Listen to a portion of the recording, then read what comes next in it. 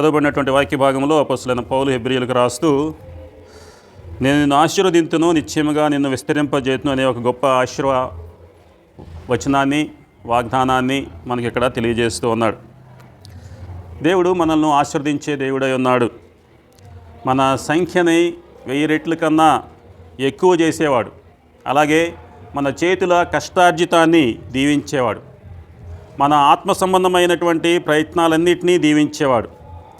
నిత్యమైనటువంటి స్వాస్థ్యాన్ని అనుగ్రహించి మనల్ని ఆశీర్వదించేవాడు. బైబిల్ గ్రంథంలో మొట్టమొదటిగా దేవుడు సృష్టిని చేస్తాడు. ఆది అందు ఈ సృష్టి కార్యక్రమాన్ని అంతటినీ చేసిన తర్వాత దేవుడు ఆదాము హవ్వలను సృష్టిస్తాడు. మొట్టమొదటిగా సృష్టిని చేస్తాడు. సృష్టి క్రమం అంతా అయిపోయిన తర్వాత ఆదాము హవ్వలను సృష్టించి ఆయన ఆశీర్వదించినట్లుగా మనం చూస్తూ ఉన్నాం. ఆదికాండం 1:28 వచనంలో వారిని ఆశీర్వదిస్తూ ఆయన చెప్పిన మాట ఏంటంటే, మీరు ఫలించి అభివృద్ధి పొంది భూమిని నిండించి దాన్ని లోబరుచుకొనుడి, సముద్ర చేపలను ఆకాశ పక్షులను భూమి మీద ప్రాకు ప్రతి జీవిని ఏలుడని వారితో చెప్పాను. ఇక్కడ ఆదామును ఆశీర్వదిస్తున్నట్లుగా మనం చూస్తూ ఉన్నాం. ఆ ఆశీర్వాదాలు ఎక్కడికి వెళ్ళలేదండి. మొట్టమొదటిగా ఇద్దరుగా సృష్టించాడు. ఇప్పుడు ఎంతమంది ఉన్నారు ప్రపంచంలో? సుమారుగా 800 కోట్ల మంది ఉన్నారు. ప్రస్తుత ప్రపంచ జనాభా 800 కోట్లను దాటిపోయి ఉంది. అంటే ఎన్ని రెట్లు ఆశీర్వదించాడో చూడండి. ఎన్నో రెట్లు ఆశీర్వదించాడు. ఎందుకంటే ఇశ్రాయేలును దీవించుట దేవునికి మంచిది, యెహోవా దృష్టికి మంచిది. సంఖ్యాకాండంలో చూస్తాం 34:1 ఇశ్రాయేలును దీవించుట దేవుని దృష్టికి మంచిది అనే మాట చూస్తాం మనం అక్కడ. కాబట్టి దేవుడు తన ప్రజలను చూచినప్పుడు జాలిపడి ఆశీర్వదిస్తూ ఉన్నాడు. ఆయన యొక్క దయ, ఆయన యొక్క కారుణ్యం ఎంతో గొప్పది.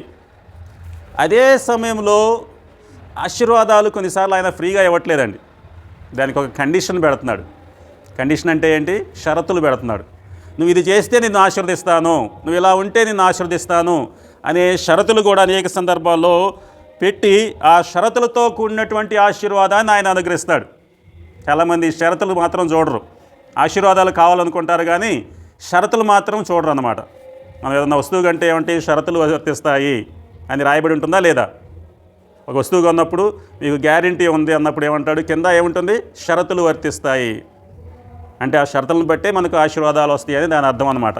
అట్లాగే ఇక్కడ కూడా ప్రభువారు మనల్ని ఆశీర్వదించే దేవుడై ఉన్నాడు, గొప్ప దేవుడై ఉన్నాడు. కానీ కొన్ని షరతులు కూడా అక్కడ మనం చూస్తాం. అందుకే ద్వితీయోపదేశకాండం 28:1-2 వచనాలు చూస్తే అక్కడ ఆయన స్పష్టంగా తెలియజేస్తాడు. ఈ దీవెనలన్నీ నీ మీదకి వచ్చి నీకు ప్రాప్తించును అంటాడు. ఏమంటాడండి? ఈ దీవెనలన్నీ నీ మీదకి వచ్చి నీకు ప్రాప్తించును అంటాడు. కానీ అంతకుముందు ఒక మాట అంటాడు. ఏమంటాడు? నీవు నీ దేవుడైన యెహోవా మాట వినిన ఎడలా. ఏమంటాడు? నీ దేవుడైన యెహోవా మాట వినిన ఎడలా అని తెలియజేస్తూ కిందకు వచ్చేసరికి ఏమంటాడు? ఈ దీవెనలన్నీ నీ మీదకు వచ్చి నీకు ప్రాప్తించును. కాబట్టి ఇది షరతులతో కూడినటువంటి ఆశీర్వాదం అనేకసార్లు ప్రభువారు మనకు చూస్తాడు. ఈ దినాల్లో అనేక మంది ఆశీర్వాదం లేనటువంటి స్థితిలో ఉన్నారండి. నిరుపేద స్థితిలో జీవిస్తూ ఉన్నారు. భరించలేనటువంటి అప్పుల బాధల్లో ఉన్నారు. ఎల్లప్పుడూ కూడా ఇతరులతో తమను పోల్చుకుంటూ మా బంధువులంతా క్షేమంగా ఉన్నారండి, మేమే అడుగంటిన స్థితిలో ఉన్నామని దుఃఖంతో తెలియజేస్తూ ఉన్నారు. అయితే బైబిల్ గ్రంథంలో రెట్టింపు ఆశీర్వాదాలు పొందినటువంటి అనేక మందిని మనం జ్ఞాపకం చేసుకుంటే వాళ్ళు ఎందుకు ఆశీర్వాదాలు పొందారు, వాళ్ళు ఏమి చేశారు, ఆశీర్వాదాలు పొందటానికి కారణం ఏంటి అని మనం ఆలోచిస్తే నిజంగా అటువంటి గొప్ప ఆశీర్వాదాలు ఇచ్చినటువంటి దేవుణ్ణి స్తుతించకుండా ఉండలేం, ఆయన ఆరాధించకుండా ఉండలేం. కాబట్టి ఇది కొద్ది నిమిషాలు మరి బైబిల్ గ్రంథంలో అనేకమైన గొప్ప గొప్ప ఆశీర్వాదాలు పొంది దేవుని ద్వారా ఆ ఆశీర్వాదాలను అనుగ్రహించబడి వారు దేవుణ్ణి ఏ రీతిగా ఆరాధించారో, దేవుని ఎలా స్తుతించారో కొంతమంది జీవితాలను మనం ఉదాహరణలుగా మాదిరిగా జ్ఞాపకం చేసుకొని మనం కూడా మనకు ఆశీర్వాదాలు అనుగ్రహించే ప్రభువును స్తుతిస్తూ మహింపరుస్తూ ఆరాధిస్తూ ముందుకు కొనసాగుదాం. మొట్టమొదటిగా చూసినట్లయితే 2 రెట్లు ఆశీర్వాదాలు పొందాడండి ఒక వ్యక్తి. బైబిల్ గ్రంథంలో 2 పాళ్ళు ఏలియా ఆత్మను పొందాడు. ఎవరు? ఎలీషా. మొట్టమొదటిగా అతన్ని జ్ఞాపకం చేసుకుందాం. 2 రెట్ల ఆశీర్వాదాలు పొందినటువంటి ఎలీషాను మనం జ్ఞాపకం చేసుకుందాం. చూడండి, రాజులు 2వ గ్రంథం 2వ అధ్యాయము 9వ వచనంలో ఎలీషా యొక్క జీవితాన్ని అక్కడ అతను ఏ రీతిగా అడుగుతున్నాడో ఏలియాతో మనం చూస్తాం. చదవండి, 2వ రాజులు 2వ అధ్యాయం 9వ వచనం. ఎలీషాను చూచి, నేను నీ యొద్ద నుండి తీయబడక మునుపు నీ కొరకు నేనేమి చేయకూడదునో దాన్ని అడుగుమని చెప్పగా, ఎలీషా నీకు కలిగిన ఆత్మలో రెండు పాళ్ళు నా మీదకి 2 పాళ్ళు నా మీదకి వచ్చినట్లు దయచేయమనెను. ఏలియా ఎంత గొప్ప భక్తుడో మనందరికీ తెలుసు. 2 పాళ్ళు ఆత్మవరం పొందాలనేది ఎలీషా యొక్క కోరిక అండి. నాకు 2 ఆత్మవరాలు కావాలి, 2 పాళ్ళు కావాలనే విషయంలో అతడు ఎంతో పట్టుదల కలిగి ఉన్నాడు. ఇది అత్యాశ అనుకోవచ్చు కొంతమంది.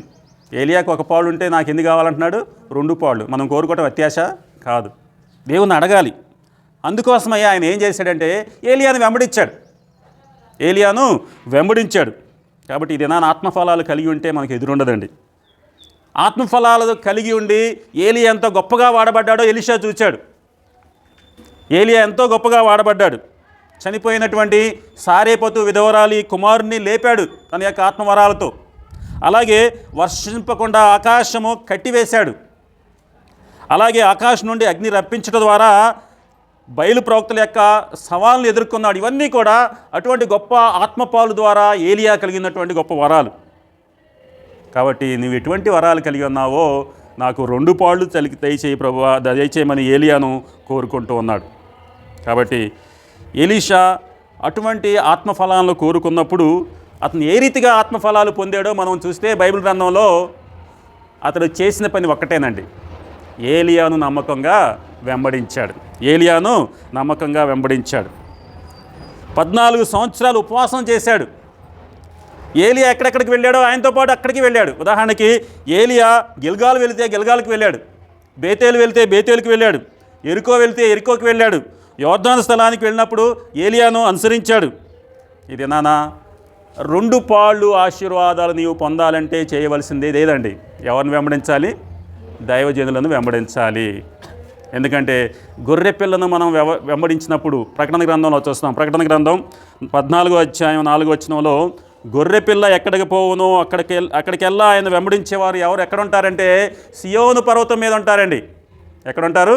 సియోను పర్వతం మీద ఉండాలంటే ఏం చేయాలి? గొర్రెపిల్ల ఎక్కడికి వెళితే అక్కడికి వెంబడించాలి. 14వ అధ్యాయంలో చూస్తాం. మొట్టమొదటి వచనంలో గొర్రెపిల్ల సియోను పర్వతం మీద ఉందని చూస్తాం. 4వ వచనంకి వచ్చేసరికి గొర్రెపిల్ల ఎక్కడికి పోవునో అక్కడికెల్లా ఆయన వెంబడించేవారు ధన్యులు అనే మాటను చూస్తాం. అంటే వారు ఎక్కడుంటారంటే సియోను పర్వతం మీద ఉంటారు. మన జీవితాలు సియోను పర్వతం మీద ఆశీర్వదించబడి ఉండాలంటే దేవుని యొక్క సేవకులను వెంబడించాలి, దేవుణ్ణి వెంబడించాలి. అలా ఏలియాను వెంబడించినటువంటి ఎలీషా 2 పాళ్ళు ఆత్మవరాన్ని పొందుకున్నట్లుగా మనం చూస్తూ ఉన్నాం. కాబట్టి ఇది నాన్న అటువంటి గొప్ప ఆశీర్వాదాలు, 2 ఆత్మవరాలను మనకు అనుగ్రహించడానికి దేవుడు సిద్ధంగా ఉన్నాడు. అయితే అక్కడ కింద ఒక షరతులతో కూడినటువంటి వాగ్దానంగా షరతు అనేది దేవుడు పెడుతున్నాడు. అలా చేయాలంటే ఏం చేయాలండి? ప్రార్థన చేయాలి, ఉపవాసం ఉండాలి, దేవుని సేవకులతో సహవాసం చేయాలి. ప్రభువా 2 పాళ్ళు ఆత్మవరాన్ని నాకు దయచేయి ప్రభు అని నీవు కూడా ప్రార్థన చేయగలగాలి. అది ఒక కండిషన్గా ఇక్కడ మనం చూస్తూ ఉన్నాం. కాబట్టి మొట్టమొదటిగా 2 పాళ్ళ ఆశీర్వాదాలు దేవుడు మనకు అనుగ్రహించడానికి సిద్ధంగా ఉన్నాడు. కాబట్టి అటువంటి దేవుణ్ణి మనము ఆత్మతో సత్యంతో ఆరాధించడానికి సిద్ధమవుదాం. రెండవదిగా చూసినట్లయితే 5 వంతుల ఆశీర్వాదాలను పొందినటువంటి బెన్యామీనును చూస్తాం. ఎన్ని వంతుల ఆశీర్వాదాలు పొందాడండి బెన్యామీను? 5 వంతుల ఆశీర్వాదాలు పొందాడు. 2 వంతుల ఆత్మవరాన్ని ఎలీషా పొందాడు. 5 వంతుల ఆశీర్వాదాలను పొందిన వ్యక్తిని మనం బైబిల్ గ్రంథంలో చూస్తాం. చూడండి, ఆదికాండం 43వ అధ్యాయం 34వ వచనంలో బెన్యామీను ఎన్ని వంతుల ఆశీర్వాదాలు పొందాడు అక్కడ రాయబడి ఉంది.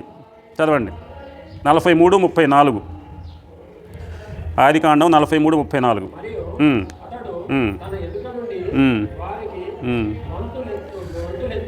వంతులెత్తి పంపెను.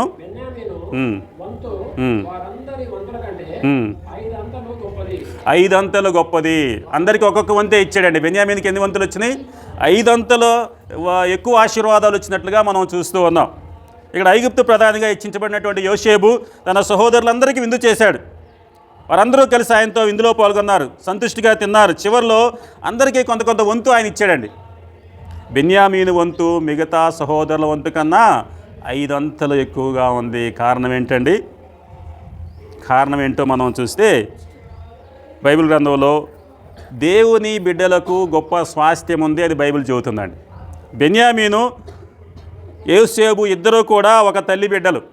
బెన్యామీను చూసినప్పుడు యోసేపు యొక్క హృదయం కరిగిపోయింది.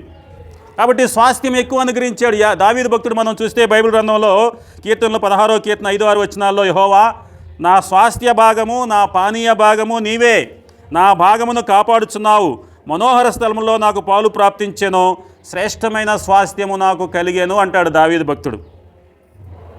దేవుని బిడ్డలమైనటువంటి మనకు గొప్ప స్వాస్థ్యం ఉందండి.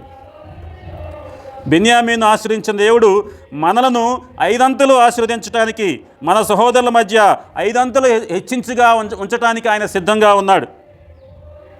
బెన్యామీనుకి ఇవ్వబడిన దీవెనిది.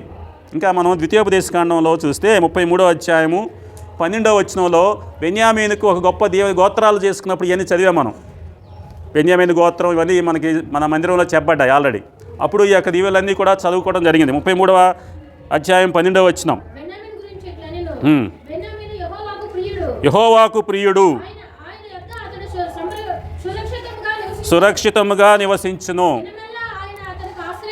దినమెల్లా ఆయన అతనికి ఆశ్రయమగును, ఆయన భుజముల మధ్య. చూశారు ఇక్కడ మొట్టమొదటిగా ఎలీషాను చూసామండి. ఎలీషా 8 అంతుల ఆశీర్వాదాలు పొందాడు, 2. ఇక్కడ బెన్యామీను చూస్తాం, 8 అంతుల ఆశీర్వాదం పొందుతున్నాడు, 5 అంతుల ఆశీర్వాదం పొందుతూ ఉన్నాడు. కారణం ఏంటో తెలుసా? బెన్యామీను యెహోవాకు ప్రియుడు. ఎవరికి ప్రియుడు అండి ఇతను? యెహోవాకు ప్రియుడు. మనుషులకు కాదైనా ప్రియుడు, యెహోవాకు ప్రియుడు. మనుషులను సంతోషపెట్టడం కాదు బెన్యామీను చేసింది, దేవుని సంతోషపెట్టాడు. ప్రభు దృష్టికి ప్రీతికరమైనటువంటి వాటిని మనం కూడా చేస్తే బెన్యామీను వలె మనం కూడా 5 అంతల ఆశీర్వాదం పొందుతాం. బెన్యామీను యెహోవాకు ప్రియుడు అందువలన 5 అంతుల ఆశీర్వాదాలను పొందాడు. బైబిల్ గ్రంథంలో ఇంకా కొంతమంది దేవునికి ప్రియులని చెప్పబడ్డారండి. ఎవరన్నా ఉదాహరణ చెబుతారా? దానియేలు గురించి ఏం చెప్పబడిందో తెలుసా? నీవు నాకు బహుప్రియుడవు అని దానియేలు గొప్ప సాక్ష్యాన్ని పొందాడు. దానియేలు గ్రంథం 10వ అధ్యాయం 19వ వచనంలో. అలాగే ఇంకా కొంతమంది వ్యక్తులు ఉన్నారు. హనోకును తీసుకుందాం అనుకోండి. హనోకును గురించి ఏం చెప్పబడింది బైబిల్ గ్రంథం? హెబ్రీ 11:5లో చూస్తే అతడు దేవునితో నడిచిన వ్యక్తి, దేవునికి ఇష్టుడు అని సాక్ష్యం పొందాడు. బెన్యామీనేమో ప్రియుడని సాక్ష్యం పొందాడు. హనోకు ఏమని సాక్ష్యం పొందాడంటే దేవునికి ఇష్టుడు అని సాక్ష్యం పొందాడు. ఇంకా దావీదు గురించి చెప్తాడు. దావీదు ఎటువంటి వ్యక్తి అండి? నా ఇష్టానుసారుడైనటువంటి మనుష్యుడని దావీదు సాక్ష్యం పొందాడు. అపోస్తుల కార్యాలు 13:22లో చూస్తాం. కాబట్టి ఇది మనం దేవునికి ప్రియులుగా ఉంటే నీకు వచ్చే ఆశీర్వాదాలు ఎంతో తెలుసా?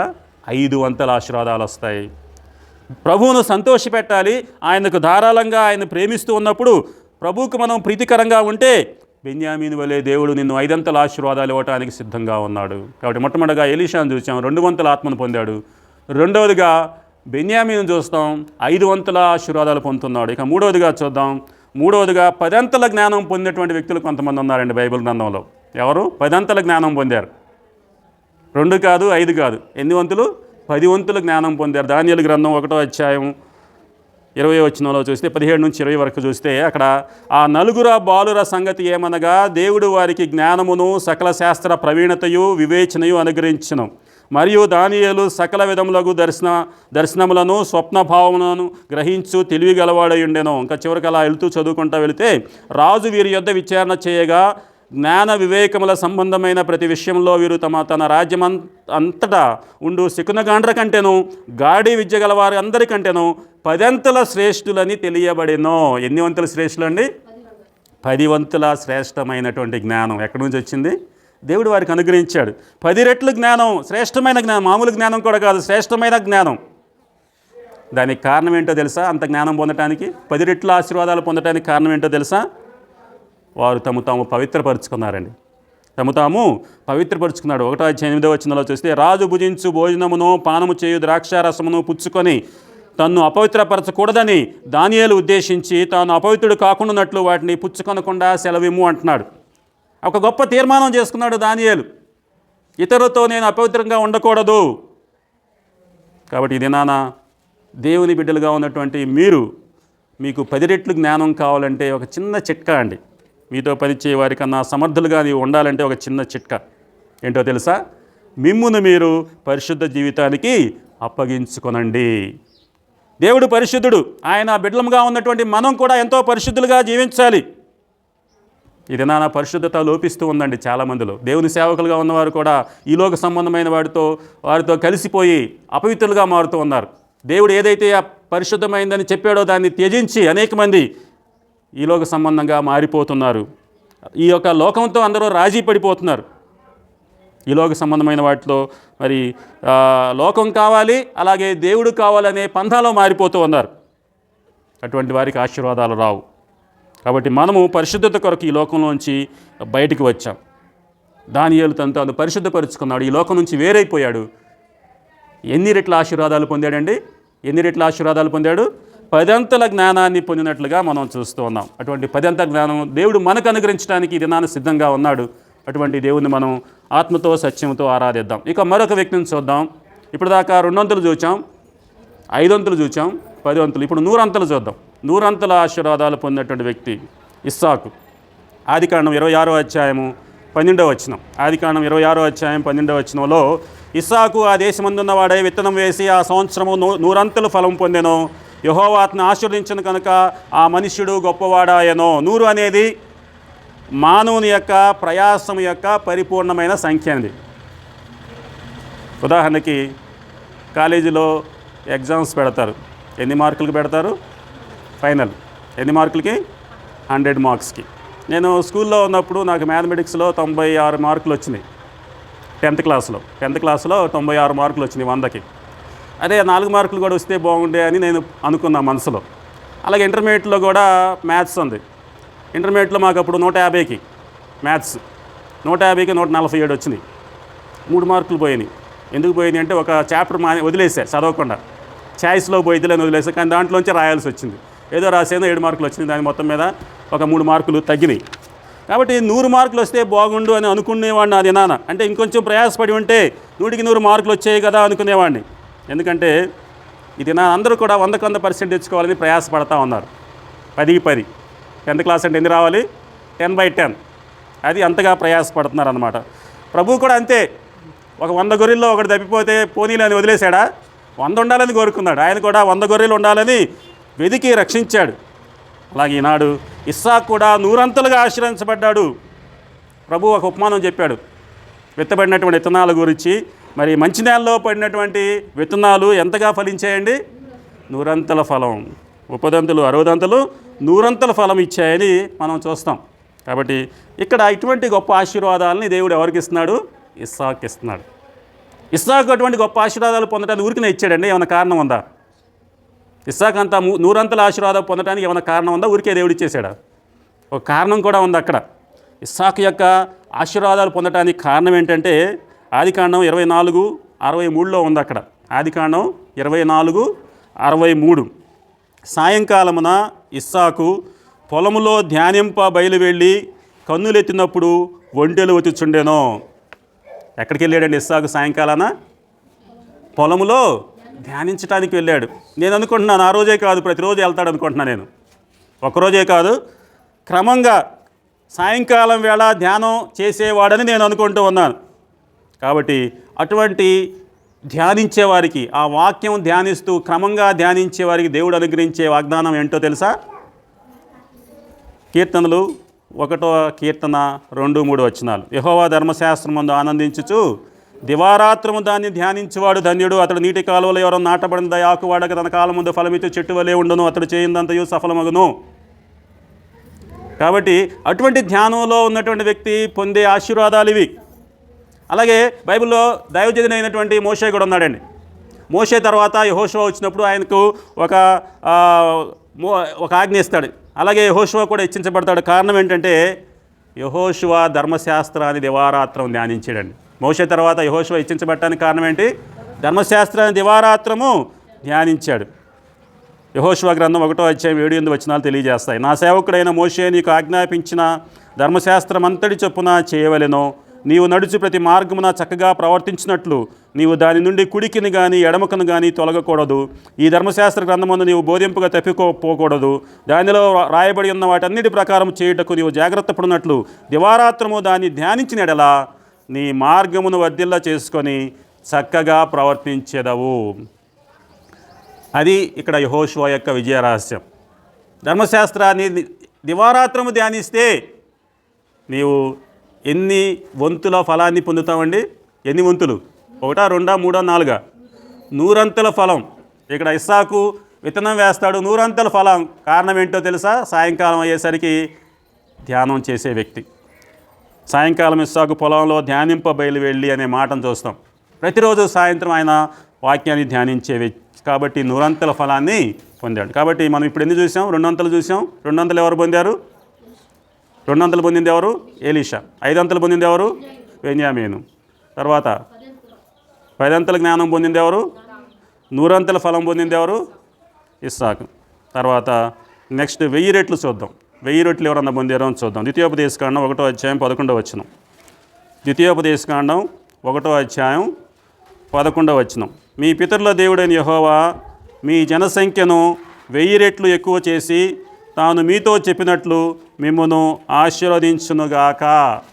ఇక్కడ దైవజనుడైనటువంటి మోషే ఆశీర్వాదాన్ని ఇశ్రాయేలు గురించి పలుకుతూ ఉన్నాడు. ఆనాడు దేవుని ప్రజలు ఇశ్రాయేలీలు అనబడ్డారు.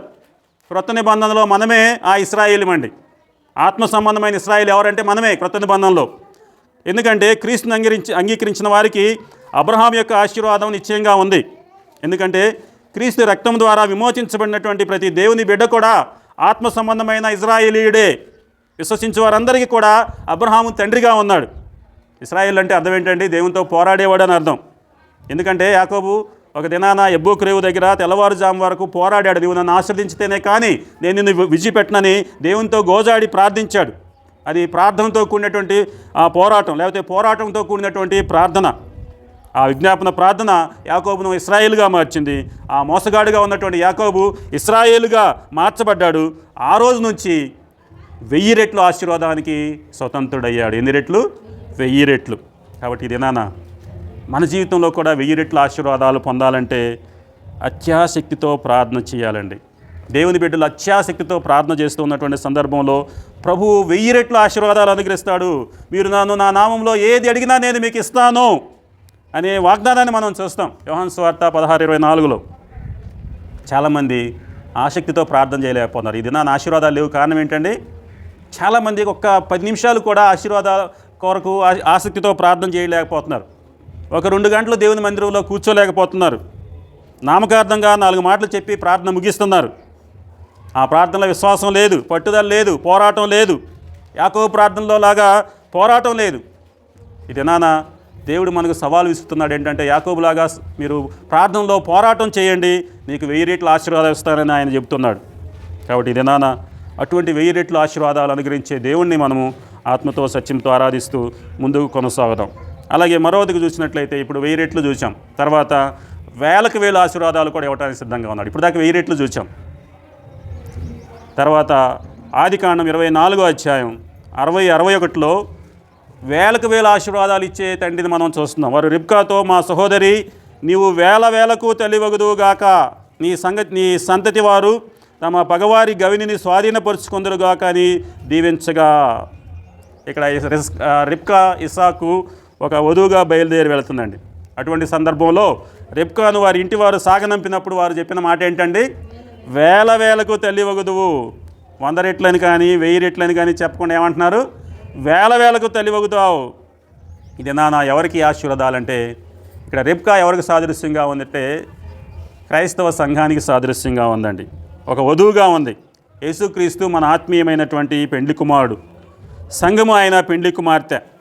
కాబట్టి అటువంటి ఆశీర్వాదాలు పొందాలంటే మనం ఏం చేయాలంటే వరుడైనటువంటి యేసుక్రీస్తుకు మనం ఎదుర్కొనే ఒక సంఘముగా సిద్ధపడి ఉండాలి అనేది మనకు జ్ఞాపకం చేస్తూ ఉంది. అలా సిద్ధపడి ఉండాలంటే మనల్ని మనం శుద్ధీకరించుకోవాలి, ప్రభువును ఆరాధించాలి. ఈ గొర్రెపిల్ల వివాహ సమయం వచ్చింది, ఆయన భార్య తను తాను సిద్ధపరుచుకొని ఉన్నదని ప్రకటన గ్రంథంలో మనం చూస్తాం. కాబట్టి ఈ శుద్ధీకరణ ద్వారా, ఆరాధన ద్వారా మనల్ని మనం సిద్ధపరచుకుంటే నిశ్చయముగా 1000 కొలది ఆశీర్వాదాలను మనం పొందగలుగుతాము. ఎలా సిద్ధపడాలండి? ఎలా మనం సిద్ధపడాలి? సంఘంగా మనం ఎలా సిద్ధపడాలంటే ప్రకటన గ్రంథంలో 21వ అధ్యాయం 2వ వచనంలో చూస్తాం. మరియు నేను నూతనమైన యెరూషలేమును ఆ పరిశుద్ధ పట్టణము తన భర్త కొరకు అలంకరింపబడిన పెండ్లి కుమార్తె వలె సిద్ధపడి పరలోకమందున్న దేవుని యొద్ద నుండి దిగివచ్చుట చూచెను. ఆ విధంగా సంఘము సిద్ధపడి ఉంటే ఎన్ని రెట్ల ఆశీర్వాదాలు ఇస్తానంటున్నాడు? 1000 ఆశీర్వాదాలు ఇస్తానని ఆయన వాగ్దానం చేస్తూ ఉన్నాడు. ఇక చివరిగా మరొకటి చెప్పుకొని మనం ముగించుకుందాం. చివరిగా మలాకి గ్రంథం 3వ అధ్యాయం 10వ వచనంలో అక్కడ ఆయన ఇస్తున్నటువంటి ఆశీర్వాదాలు ఎంత అంటే పట్టజాలనంత. ఎన్ని ఆశీర్వాదాలండి? పట్టజాలనంత. నా మందిరంలో ఆహారం ఉండునట్లు 10వ భాగం అంతయు మీరు నా మందిరంలోనికి తీసుకుని రండి. దీని చేసి మీరు నన్ను శోధించిన యెడల నేను ఆకాశపు వాకిండ్లను విప్పి పట్టజాలనంత విస్తారమైన దీవెనలు కుమ్మరించదనని సైన్యములకు అధిపతి యెహోవా సెలవిచ్చుచున్నాడు. కాబట్టి ఇది చివరిగా మనం చూస్తున్నాం, పట్టజాలనంత ఆశీర్వాదాలు. నన్ను శోధించండి, శోధింపవలదు అని మనందరికీ తెలుసు. సాతానుతో అంటాడు నువ్వు నన్ను శోధింపవలదని, కానీ ఇక్కడ ప్రభు ఏమంటున్నాడు? నన్ను శోధించండి అనే మాట అనేకులు గుర్తించట్లే. ఇది నాన్న దేవుని శోధించకూడదని అనుకుంటారు, కానీ ఆయన క్లియర్గా ఇక్కడ చెబుతున్నాడు, నన్ను శోధించండి. కాబట్టి పరిశోధించి తెలుసుకునే నిమిత్తం ప్రభు మనల్ని పిలుస్తూ ఉన్నాడు. కాబట్టి అటువంటి పట్టజాలనంత ఆశీర్వాదాలను అనుగ్రహించే దేవుడు, ఆయన మన మీద కుమ్మరించే ఆశీర్వాదాలు కూడా పట్టజాలనంతవి. కాబట్టి అటువంటి ఆశీర్వాదాలు పొందాలంటే ప్రభువుకు మనల్ని మనం సమర్పించుకొని అటువంటి ఆశీర్వాదాలు పొందాలని ప్రభువారు ఇక్కడ మనకు సూటిగా తెలియజేస్తున్నారు. కాబట్టి హెబ్రీ పత్రికలో రాయబడినటువంటి మాట, తన తోడు అని ప్రమాణము చేసి నిశ్చయముగా నేను నిన్ను ఆశీర్వదించును, నిశ్చయముగా నిన్ను విస్తరింపజేయును అని ఆయన చెప్పిన ఈ మాటను మనం జ్ఞాపకం చేసుకుంటున్నాం. ఆయన మనల్ని ఆశీర్వదించే దేవుడు. కాబట్టి ఎంతగా ఆశీర్వదిస్తాడంటే 2 ఆశీర్వాదాలు పొందినటువంటి ఎలీషా వలె నిన్ను కూడా ఆశీర్వదిస్తాడు. అలాగే 5 వంతుల ఆశీర్వాదాలు పొందినటువంటి బెన్యామీను వలె నిన్ను కూడా ఆశీర్వదిస్తాడు. 10 వంతుల జ్ఞానాన్ని పొందినటువంటి దానియేలు వలె నిన్ను కూడా ఆశీర్వదిస్తాడు. 100 ఫలం పొందినటువంటి ఇస్సాకు వలె ఆయన నిన్ను దీవించే దేవుడై ఉన్నాడు. 1000 రెట్లు ఎక్కువగా చేయబడినటువంటి ఇశ్రాయేలీయ సంఖ్య ఏ రీతిగా ఉందో ఆ రీతిగా మనల్ని ఆశీర్వదించే దేవుడు. వేలకు తల్లిగా ఆశీర్వదించబడినటువంటి రెబ్కా వలె మనల్ని ఆశీర్వదించే దేవుడు. పట్టజాలనంత దీవెనలను కుమ్మరించదనే అనే వాగ్దానం ఇచ్చినటువంటి దేవుడిని దినాన మనము ఆరాధిస్తూ ఉన్నాము. కాబట్టి ఇంత గొప్ప ఆశీర్వాదాలు అనుగ్రహించినటువంటి ఆ ప్రభువును మనం ఆత్మతో సత్యంతో ఆరాధిస్తూ మనకు ఇవ్వబడినటువంటి ఆ షరతులను కూడా మనము పాటిస్తూ ఆశీర్వాదాలను పొందుదాం. ప్రభు కృప మనందరికీ నిత్యము తోడై ఉండునుగాక. ఆమేన్.